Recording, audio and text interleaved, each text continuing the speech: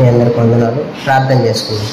మహాపరిశుద్ధుడా, గనుడా, ప్రేమగల తండ్రి, మీకే వందనాలు, కృతజ్ఞతాస్తుతి, స్తోత్రం. నాయన ఏ మాత్రము జ్ఞానము లేనివాడనైనా నన్ను ప్రభువా నీ సన్నిధిలో నిలబెట్టి నీ చిన్న పాత్రగా వాడుకోగలుగుటకు కృపను అనుగ్రహించినందుకు నీకు వందనాలు, కృతజ్ఞతాస్తుతి, స్తోత్రం. నాయన అయా ఏం మాట్లాడాలో పరలోక ద్వారాలు తెరిచి ప్రభువా నీవే మాట్లాడమని, అయా మాట్లాడటానికి అర్హుడను కానైనా నన్ను అయా నీవే నీ వాక్యం ద్వారా ఇక్కడ కూడిన వారందరినీ, వింటున్న వారందరికీ నీ వాక్యం ద్వారా మాట్లాడి నీ నామాన్ని గొప్పగా మహింపరచుకోమని యేసు పరిశుద్ధ నామంలో అడిగి బ్రతిమలాడి ప్రార్థన చేసి వేడుకుంటున్నాం తండ్రి, ఆమేన్.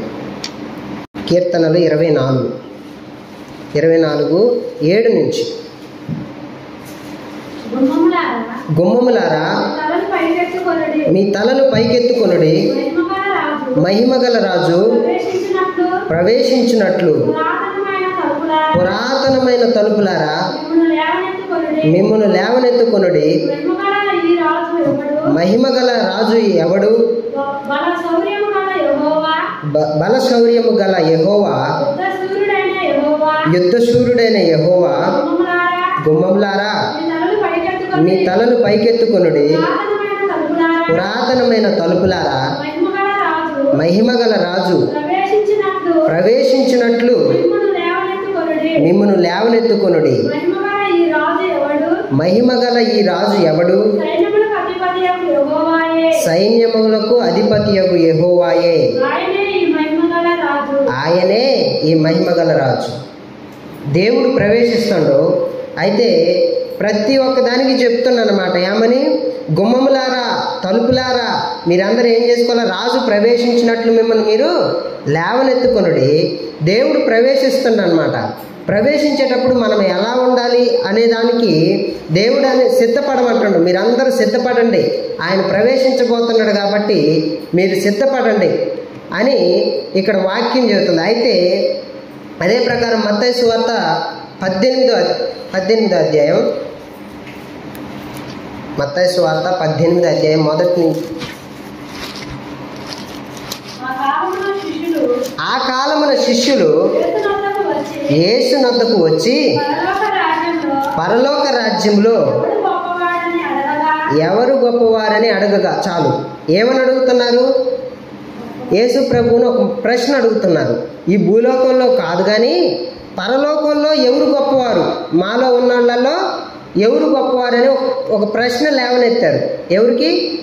యేసు ప్రభువుకి ఒక క్వశ్చన్ వేశారన్నమాట శిష్యులు. ఆ కాలమున శిష్యులు యేసునొద్దకు వచ్చి పరలోక రాజ్యంలో ఎవడు గొప్పవాడని అడుగుగా, అందుకు యేసు ప్రభు ఏం చెబుతుండో, ఆయన ఒక చిన్న బిడ్డను తన యొద్దకు పిలిచి వారి మధ్యన నిలవబెట్టి ఇట్లా నేను మీరు మార్పు నొంది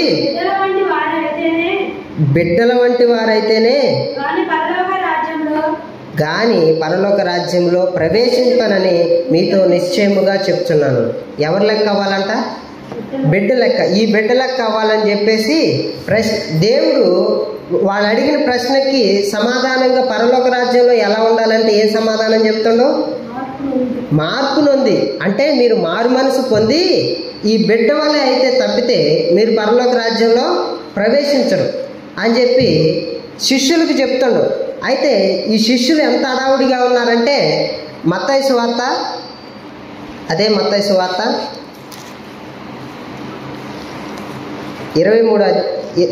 అధ్యాయము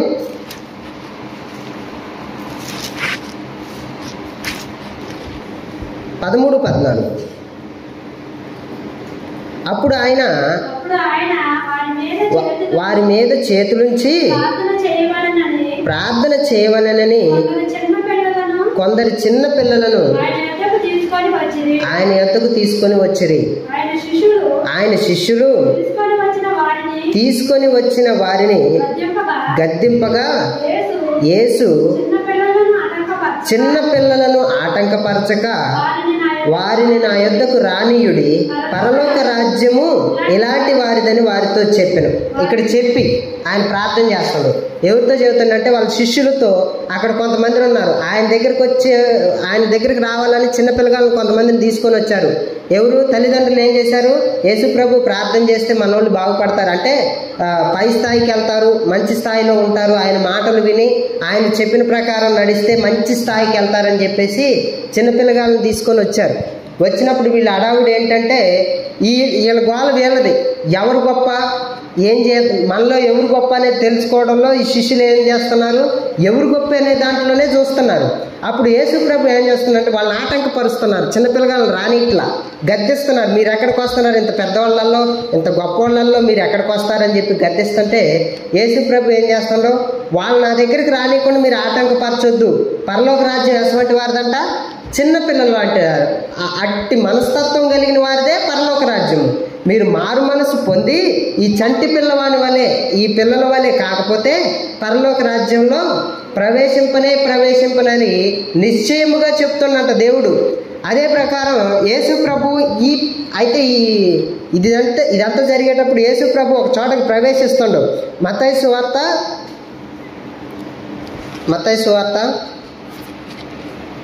21వ అధ్యాయము 12వ వచనం. యేసు దేవాలయంలో ప్రవేశించి క్రయ విక్రయములు చేయువారిని అందరినీ వెళ్ళగొట్టి రోకలు మార్చువారి బల్లలను, గొవ్వలు అమ్మువారి పీఠములను పడద్రోసి నా మందిరము ప్రార్థనా మందిరం అనబడును అని ఇప్పుడు చెప్తాడు. అక్కడ కొంతమంది ఏం చేస్తున్నారంటే మందిరంలో గొవ్వలు అమ్ముతున్నారు, రోకలు మారుస్తున్నారు, ఇట్లా ఏది పడితే చేస్తున్నారు. దేవుని మందిరంలో ఏం చేస్తున్నారు? వాళ్ళు ఇష్టం వచ్చినట్టు చేస్తున్నారు. అదొక వ్యాపార కేంద్రంగా చేశారు. అయితే ఇప్పుడు దేవుడు ఏమని చెబుతుండంటే, మీరు మార్పు నొంది, అంటే మారు మనసు పొంది చిన్న పిల్లల వలె అవ్వాలి.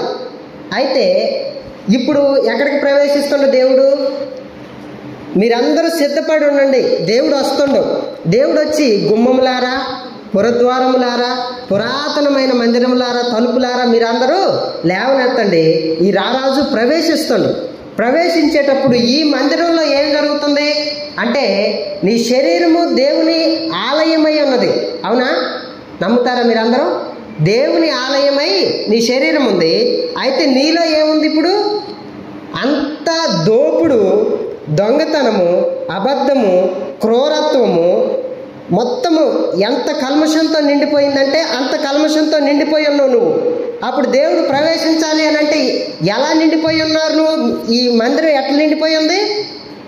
రోకలు మార్చేవారుగా, గొవ్వలు అమ్మేవారుగా. ఈ ప్రకారం మన ఆధ్యాత్మికంగా ఇక్కడ విషయాన్ని తీసుకుంటే, ఈ శరీరం దేవుడు ప్రవేశించే గుమ్మము లోపల ఏం జరుగుతుందంట? ఏం జరుగుతుంది? అబద్ధముతో నిండిపోయి ఉంది. అవునా లేదా? చాలా మంది అబద్ధాలతో నిండిపోయి ఉంటారు, క్రూర స్వభావంతో నిండిపోయి ఉంటుంది. ఇప్పుడు దేవుడు ఏమంటుండో, మీరు సిద్ధపడండి, నేను ప్రవేశించాలి లోపలికి, నేను మీలోకి రావాలి అంటే మీరు ఎలా నిండి ఉన్నారో? మీరు దోపుడు సొమ్ముతో నిండి ఉన్నారా? వ్యభిచారంతో నిండి ఉన్నారా? లేకపోతే ఇంకా దేంతో నిండి ఉండాలి? మిమ్మల్ని మీరు ఒకసారి చూసుకోండి, ఎలా నిండి ఉన్నారో. దేవుడు అంటుండు, నా మందిరము ప్రార్థనా మందిరం అనబడుతుంది. నువ్వెంత పరిశుద్ధంగా ఉండాలి? ఇప్పుడు దేవుడు నీలో ప్రవేశించాలంటే నీవెంత పరిశుద్ధంగా ఉండాలి? దేవాలయంలో ప్రవేశించి క్రయ విక్రయములు చేయి వారందరినీ వెళ్ళగొట్టి దేవుడు నీలో ప్రవేశించాలి అంటే నీవు ఆయనకి చోటేయాలి. అనలేదా? నువ్వు దేవుడికి చోటిస్తే దేవుడు నీలోకి వచ్చి నీలో ఉన్న దెయ్యాలనే కానీ, భూతాలనే కానీ, నీలో ఉన్న అబద్ధమాడే ఆ స్వభావాన్నే కానీ, వ్యభిచారం చేసే నీ పనికిమాలిన తనాన్నే కానీ, ఈ లోక సంబంధమైన పనికిమాలిన వ్యవహారాలన్నింటినీ దేవుడు ఏం చేస్తాడంట? వెళ్ళగొడతాడు. అట్టి స్వభావం కలిగి ఉండాలి. అంటే దేవుణ్ణి నీలోకి రానిచ్చే అంత స్వభావం, అంటే ఆ సిద్ధపాటు కలిగి ఉండాలి నువ్వు. అర్థమైందా? దేవుణ్ణి నీలోనికి తెచ్చుకునే అట్లాగా నిన్ను నువ్వు సిద్ధపరచుకోవాలా. ప్రభువా, నా స్థితి ఇది, నేను ఇంతకుముందు అబద్ధాలు ఆడినా, ఇంతకుముందు వ్యర్థమైన మాటలు, బూతులు మాట్లాడినా, వ్యర్థమైన చూపులు చూసినా, వ్యర్థమైన తలంపులు చేసినా, వ్యర్థమైన ఆలోచనలతో ఈ మందిరాన్ని ఎలా నింపుకున్నా, నీ మందిరం అనబడిన, నీ దేవాలయం ఏమనబడిన నా దేహాన్ని దేనితో నింపుకున్నా? పాపముతో నింపుకున్నా. ఇప్పుడు నిన్ను నేను ప్రవేశింపజేసుకుంటే, నిన్ను నాలోనికి తీసుకొచ్చుకుంటే ఇప్పుడు ఏమైంది? నువ్వు వీటన్నిటిని వెళ్ళగొడతావు. ఒక్కొక్కటిగా ఏం చేస్తాడు దేవుడు? నీలో ఉన్న మూర్ఖపు మాటలనే కానీ, అబద్ధాలనే కానీ, ఏదైనా నీలో ఏదైతే గూడు కట్టుకొని నివసిస్తుందో వాటన్నిటిని దేవుడు ఏం చేస్తాడంట? పడద్రోస్తాడు. వాటన్నిటినీ వెళ్ళగొడతాడు. వెళ్ళగొట్టి అప్పుడేమంటాడు? నా మందిరము ప్రార్థనా మందిరం అనబడింది. అప్పుడు మనం ప్రార్థన చేస్తాం. సంపూర్ణమైన ప్రార్థన ఎప్పుడు వస్తుంది అంటే, హృదయపు అట్టడుగు నుంచి వచ్చే ప్రార్థన ఎప్పుడు వస్తుంది? దేవుడి ముందల మనము అన్నిటిని కుమ్మరించుకోవాలి. ఈ కుమ్మరించుకునే క్రమంలో ఈ సామెతల గ్రంథము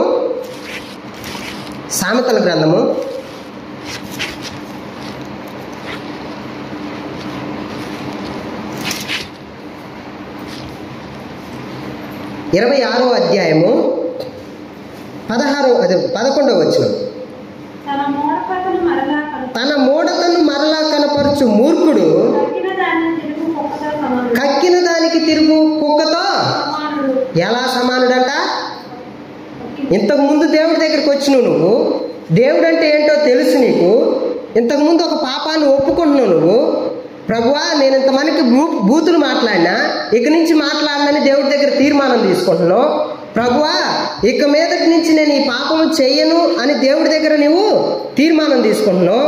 ప్రభువా, ఇంతకుముందు నేను అబద్ధాలు ఆడినా, ఇక మీదట అబద్ధాలు ఆడను. ప్రభువా, ఇంతకుముందు ఈ దొంగతనం చేసిన, ఎవరికి తెలియకుండా దొంగ చాటుగా నేను దొంగతనం చేసిన, ఎవరికి తెలియకుండా ఇంతకుముందు నేను వ్యభిచారం చేసిన, ఇంతకుముందు తెలియకుండా ఎవరికి తెలియకుండా ఈ పాపం చేసిన, నేను వీటన్నిటిని ఎవరి దగ్గరకు ఒప్పుకుంటున్నావు? నువ్వు మారు మనసు పొందుతున్నావు దేవుడి దగ్గరకు వచ్చి. ఏదేంటి, వారం అంతా బాగానే ఉంటున్నావు, వారం అంతా నువ్వు చేసే పనికి మంతానంతా బాగానే చేస్తున్నావు. ఆదివారం వచ్చేసరికి ప్రభు దగ్గరికి వచ్చి కన్నీళ్ళు గారిస్తే ప్రభు క్షమించేస్తారా? వీళ్ళు ఎటువంటి వాళ్ళంట?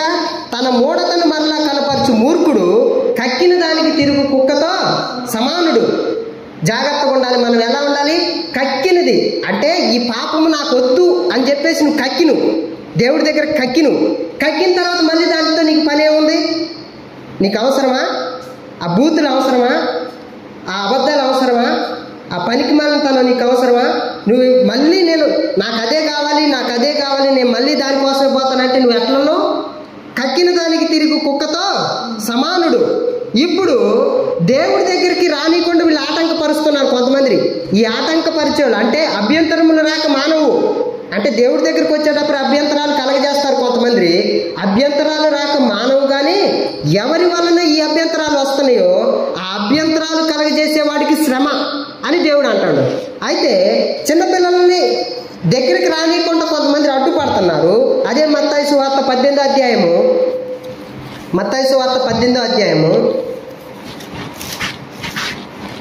5వ వచనం.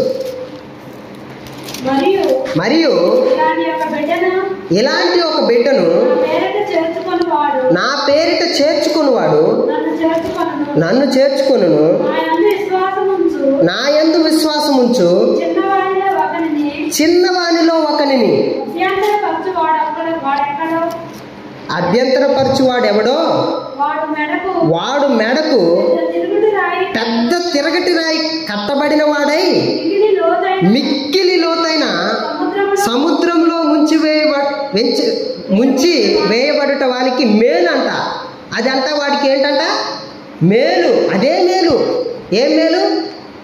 ఇటువంటి పరిశుద్ధత కలిగి, అంటే పరిశుద్ధత అంటే ఎక్కడ వస్తుంది? నువ్వు దేవుడి సన్నిధిలో చిన్న పిల్లల మనస్తత్వం కలిగి, ప్రభువా నాకు గర్వం లేదు, నాలో గర్వం ఉంటే తీసేయి, నాలో ఈ పాపం ఉంటే తీసేయి, నాలో ఈ పనికి మనంతనం ఉంటే తీసివేయి, ఇక్కడి నుంచి నేను ఎలా ఉండాలనుకుంటున్నాను?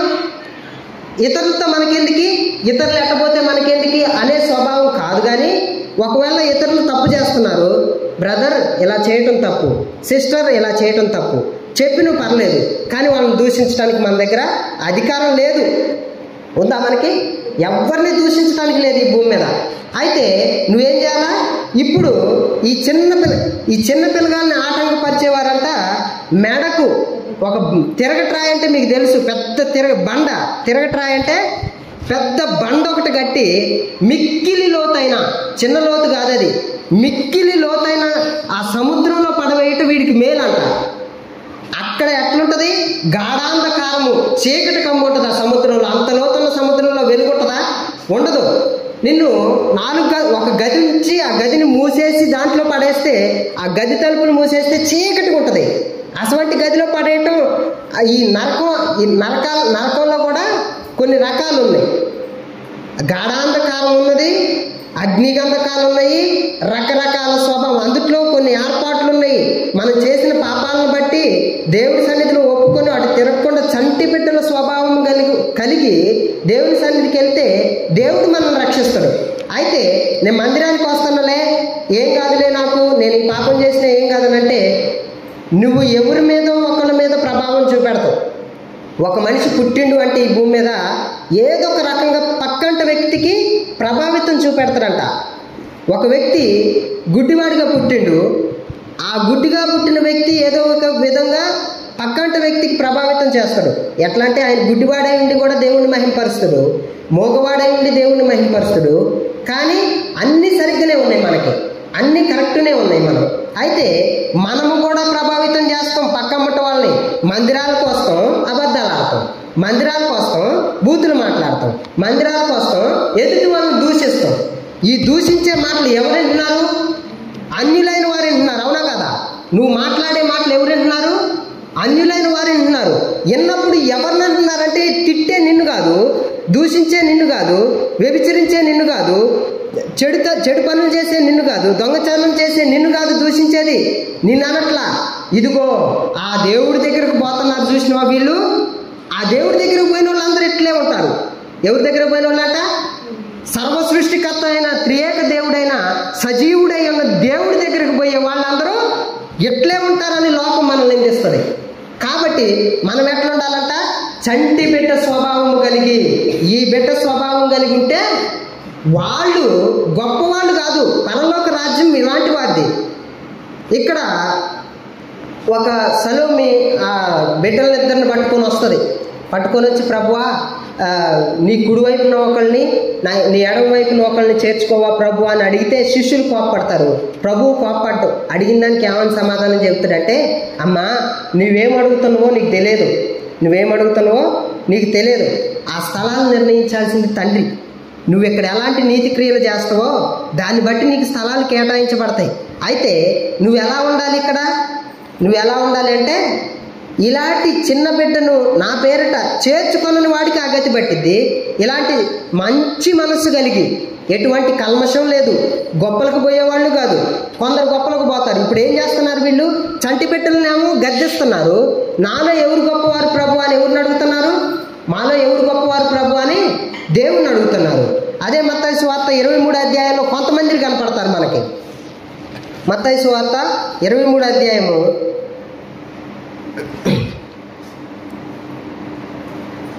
6వ వచనం నుంచి.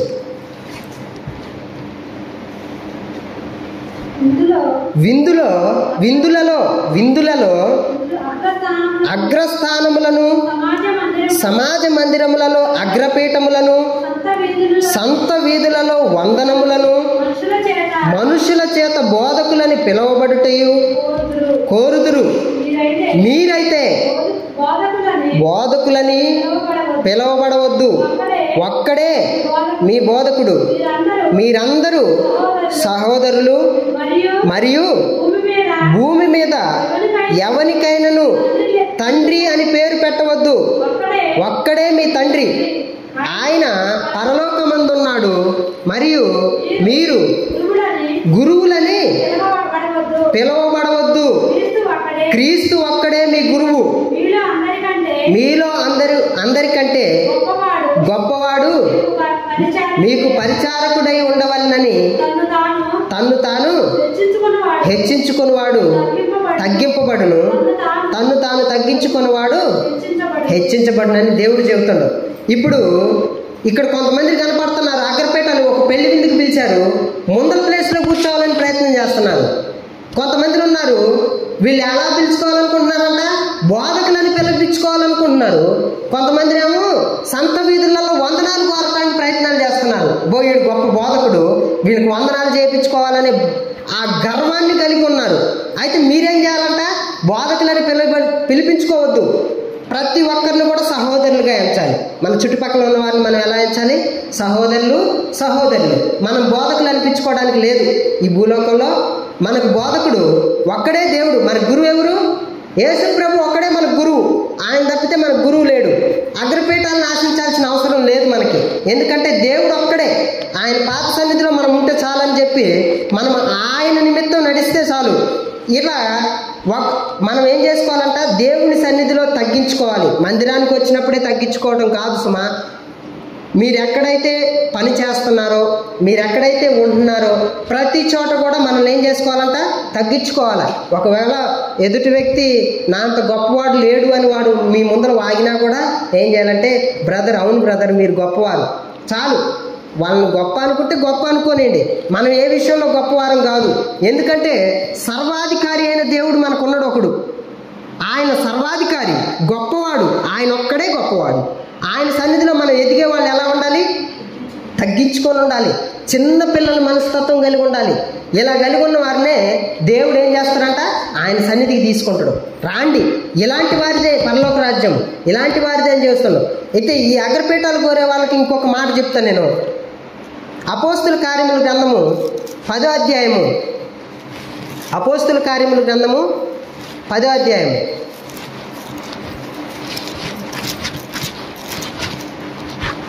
10వ అధ్యాయము 25-26.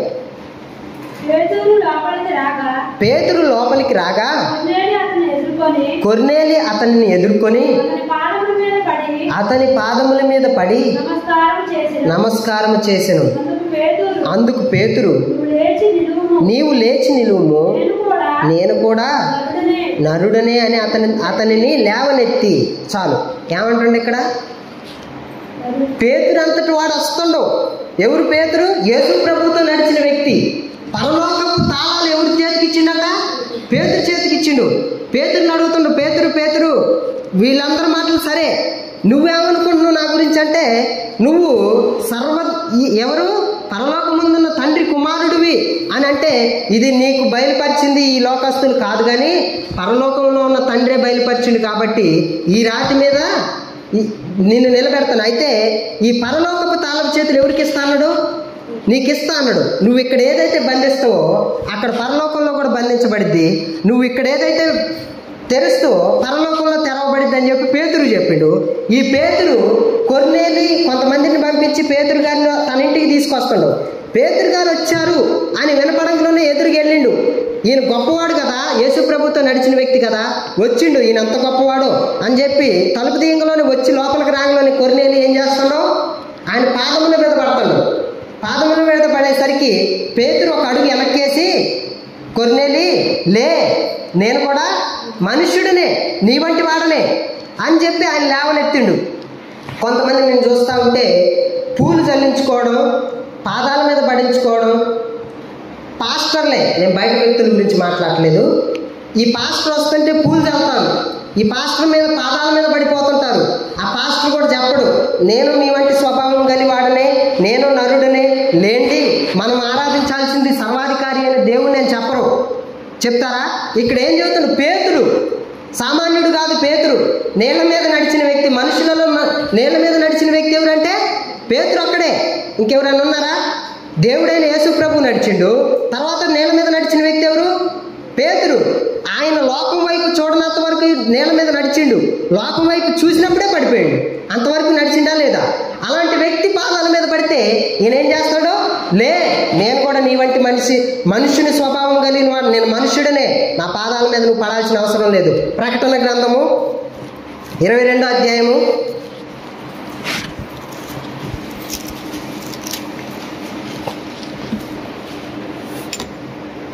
8-9 వచనాలు. యోహాను, నేను ఈ సంగతులను వినిన వాడను చూచిన వాడును నేను విని చూచినప్పుడు వాటిని నాకు చూపుచున్న దూత పాదముల ఎదుట నమస్కారము చేయుటకు సాగిలపడగా అతడు వద్దు సుమి, నేను నీతోను ప్రవక్తలైన నీ సహోదరులతోనూ ఈ గ్రంథమందున్న వాక్యములను గైకొను వారితోనూ సహదాసుడను. చాలు, దేవుడికే నమస్కారం చేయుడని చెప్పాను. ఏం చెబుతాడో, పరలోకంలో ఉన్న దూత, మనుషుడు కాదు. ఇక్కడ ఎక్కడంట పరలోకంలో యోహానికి అంతా కనపరిచి, యోహానికి అంతా చూపెట్టిండు. 7 ముద్రలు, 7 పాత్రలు, ఇవన్నీ కూడా దర్శన రూపంలో చూపెడుతుంది. పరలోక రాజ్యంలోకి తీసుకుపోయి ఇక్కడ ఎక్కడ చూపెడుతుంటే యోహాను ఇదంతా చూసి దూత వైపు చూసి ఏం చేసిందంటే పాదాల మీద పడ్డాడు. ఈయన గొప్ప వెలుగుతో ఉన్నాడు, రెక్కలతో ఉన్నాడు. ఈ దూత వైపు చూడంలోనే ఏమనిపించింది ఈయనకి? దేవుడంతటి మహిమ గలవాడని ఎంచి ఆయన పాదాల మీద పడిపోయాడు. పాదాల మీద పడేసరికి అతడు వద్దు సుమి, ఏమంటాడు? వద్దు, నా పాదాల మీద ఎందుకు పడుతున్నావు నువ్వు? నేను ఎటువంటి వాడను? నేను మీతోను ప్రవక్తలైన నీ సహోదరులను. ఎవరంట ప్రవక్తలు? అయ్యగారులు కాదు, గురువులు కాదు, ప్రవక్తలైన నీ సహోదరులతోనూ ఈ గ్రంథమందున్న వాక్యములను గైకొను వారితోనూ సహదాసుడను. ఈ గ్రంథమందు మనం గైకొంటున్నాం, మనతో కూడా సహదాసుడని ఎవరు చెబుతున్నారు? ఈ సాక్ష్యం ఎవరు పలుకుతున్నారు? పరలోకమందున్న దూత పలుకుతుండవు. పలికి నువ్వు నా పాదాల మీద పడాల్సిన అవసరం లేదు. ఎవరికి నువ్వు సాగిలపడాలి? ఎవరికి నువ్వు మొక్కాలి? పరలోకమందున్న దేవుని వైపు. మహాకాశములు పట్టజాలని దేవుడు ఈ ఆకాశమందు సింహాసనాసీనుడై ఉన్న దేవుని ముందు మనం సాగిలపడాలి, ఆయనకే మొక్కాలి. ఇలాంటి వారు ఇప్పుడు ఎక్కడికి వీళ్ళందరినీ పరలోక రాజ్యంలో చేరాలంటే నువ్వు ఏ స్వభావం కలిగి ఉండాలి? ఇప్పుడు చిన్నపిల్లల మనస్తత్వం కలిగి ఉండాలి. చిన్నపిల్లల్లాగా వాళ్ళకి ఏ కల్మషం ఉండదు. వాళ్ళు తినే దాంట్లో నువ్వు అడిగితే వాళ్ళు కంపల్సరీ తీసిస్తారు. వాళ్ళు ఏ స్వభావం, వాళ్ళకి ఏ గర్వము లేదు. నేను గొప్పలకు పోవాలనే స్వభావం వాళ్ళకి లేదు. వీళ్ళు ఎలాంటి వారంటే పరలోక రాజ్యం వెళ్తే మత్తయి సువార్త 5వ అధ్యాయము 3వ వచనం ఒకసారి చదవండి. మత్తయి సువార్త 5వ అధ్యాయము. ఆత్మ విషయమై దీనులైన వారు ధన్యులు, పరలోక రాజ్యము వారిది. దీనత్వం ఉండాలి మనకి. చిన్నపిల్లలకి ఏముంటది? దీనత్వం. అమాయకంగా ఉంటారు కొంతమంది పిల్లగాళ్ళు. ఎలా ఉంటారు? చిన్న పిల్లగాళ్ళు ఎలా ఉంటారు? అమాయకంగా ఉంటారు. వాళ్ళు కొంతమంది అయితే గిచ్చి కొద్దిగా ఏడిపిస్తారు, కానీ మనకి వాళ్ళని చూస్తే చాలా అమాయకంగా ఉంటారు. అట్టి దీనత్వం కలిగిన వారిది పరలోక రాజ్యము. 10వ వచనము.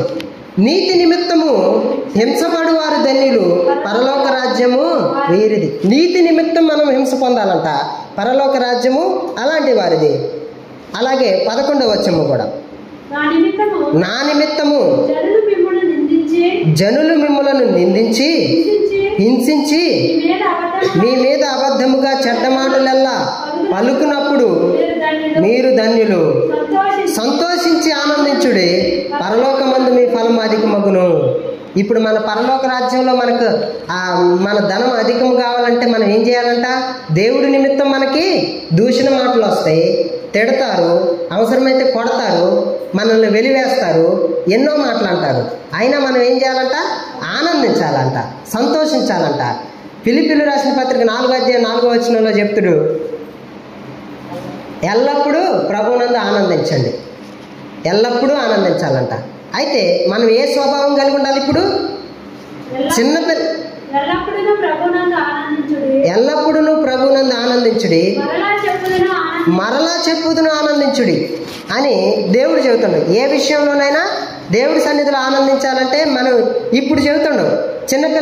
చిన్నపిల్లల వంటి స్వభావం గలవారే పరలోక రాజ్యానికి అర్హులు. కాబట్టి మనం ఏ స్వభావం కలిగి ఉండాలి? చిన్నపిల్లల స్వభావం. మనల్ని మనం తగ్గించుకోవాలి, ఎదుటివారిని దూషించకూడదు. చిన్నపిల్లగాళ్ళు ఎప్పుడైనా ఎదుటివారిని దూషిస్తారా? ఎట్టివారైనా, నీ శత్రువు అయినా సరే, భర్త శత్రువు అయినా సరే, చంటి పిల్లలు వాళ్ళని వదిలిపెడితే ఎక్కడికి వెళ్తాడో? వాళ్ళు ఎదురుగా ఉన్నప్పుడు చిన్నపిల్లగాళ్ళ నీ శత్రువు చేతిలో తినుబండారాలు ఉన్నాయి, చిన్నపిల్లగాళ్ళు తినే తినుబండారాలు ఉన్నాయి. నీ చిన్న పిల్లగాడిని అక్కడ దింపినప్పుడు వాడు ఎటు వెళ్తాడు?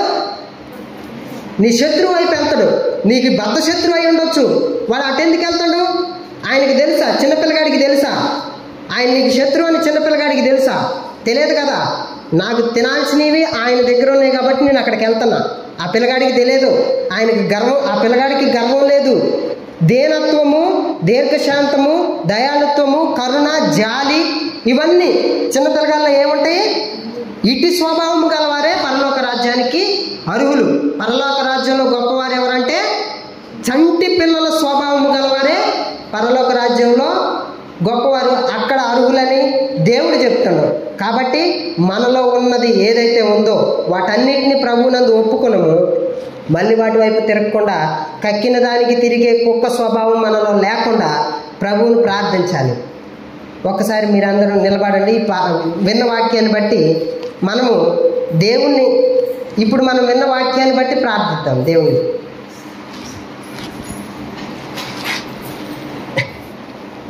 అందరూ కళ్ళు మూసుకొని ప్రార్థన చేసుకున్నాం. మనం కూడా ఇప్పటి నుంచి ఒక తీర్మానం తీసుకోవాలి. దేవుడి సన్నిధిలో తీర్మానం తీసుకొని దేవుడి సన్నిధిలో ప్రార్థన చేద్దాం. మహాపరిశుద్ధుడా, గనుడా, ప్రేమ గల తండ్రి, నీకే వందనాలు, కృతజ్ఞత, స్తుతి, స్తోత్రం నాయన. అయ్యా, ఈరోజు మీరు ఇచ్చిన వాక్యాన్ని బట్టి నీకు వందనాలు ప్రభువా. మాలో ఉన్న స్వభావాన్ని బట్టి మమ్మల్ని గద్దించి అయ్యా నీ సన్నిధిలో ఇంతకుముందు అయితే మేము కక్కి మాలో ఉన్న ప్రతి ఒక్కదాన్ని నీ సన్నిధిలో కక్కి తీసివేశాం. కానీ ప్రభువా, మా స్వభావము కుక్క స్వభావం ప్రభువా. అతి స్వభావము గలవారమై కక్కిన దానికి తిరిగిన వారి వల్లే మేము ఉన్నాము ప్రభువా. మమ్మల్ని క్షమించండి. ఈ రోజు విన్న వాక్యాన్ని బట్టి ప్రభువా, నీ సన్నిధిలో ఇంకెప్పుడు నాయన ప్రభువా కక్కిన దానికి తిరిగే కుక్క వలె మేము ఉండకుండా ప్రభువా, చంటి బిడ్డల వలె స్వభావము, చంటి బిడ్డల స్వభావము కలిగి నీ సన్నిధిలో పరలోక రాజ్యానికి అర్హులమై ఉండే కృపను మాకు దయచేయమని, నీ సన్నిధిలో దినదినము మారు మనసు పొంది దినదినము మార్పు నొందుతూ ప్రభువా నీ సన్నిధిలో ఎదిగే బిడ్డలుగా మేము ఉండడానికి గల కృపను దయచేయమని. అయ్యా, నీ సన్నిధిలో తనను తాను తగ్గించుకొని వాడు హెచ్చించబడును, తనను తాను హెచ్చించుకొని వాడు తగ్గించబడును అని చెప్పిన ప్రకారం ప్రభువా, మమ్మల్ని మేము నీ సన్నిధిలో తగ్గించుకునే వారే వలె ఉండటానికి గల కృపను దయచేయమని, ప్రతి ఒక్కరిని, ఇక్కడ కూడిన ప్రతి ఒక్కరిని, ఈ మాటలు వింటున్న ప్రతి ఒక్కరిని మీరు దర్శించి, ఇంతకాలం మేము ఏ పాపములో పడి ఉన్నామో ప్రభువా నీ సన్నిధిలో వాటిని విడిచిపెట్టి అయ్యా నీ సన్నిధిలో ఎదగలుగుటకు కృపను దయచేయమని, పరలోకమందున్న మా తండ్రి నీవే సహాయం ఉండి ఆత్మచేత మమ్మల్ని నడిపించి అయ్యా కడవరి వరకు మేము ఈ లోకములో తండ్రి మా ఆఖరి గడి వరకు మీరే మమ్మల్ని నడిపించి మహిమ పొందమని, సమస్త ఘనత, మహిమ, ప్రభావాలను నీకే ఆరోపించుకుంటూ నజరేయుడైన యేసు నామములో అడిగి బ్రతిమలాడి ప్రార్థన చేసి వేడుకుంటున్నాం మా పరమ తండ్రి. ఆమేన్.